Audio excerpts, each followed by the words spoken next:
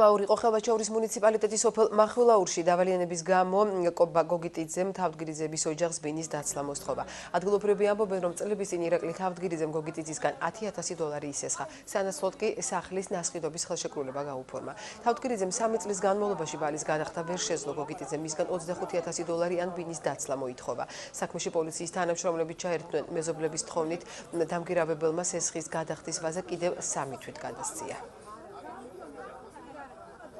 სამეზობლოს თხოვნა არის, რომ 3 თვით გადაგვივადონ, 3 თვის განმავლობაში ეს არ იქნება დაფარული. მე პირადად პირველი ავალ და გამოვასახლებ, მე გამოვიდან მის ვერს პირადად მეზობლების თანხლებით, და ამაზე შეგვითანხმდნენ. ძალიან ვთხოვთ.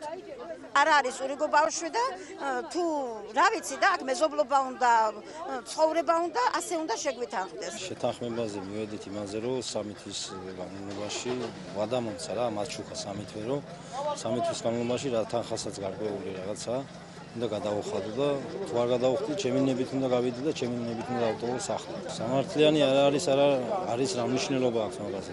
ჩემი დანაშაულია თავიდანვე რომ ეს შეთანხმება გავაკეთე და ეს გავაფორმე.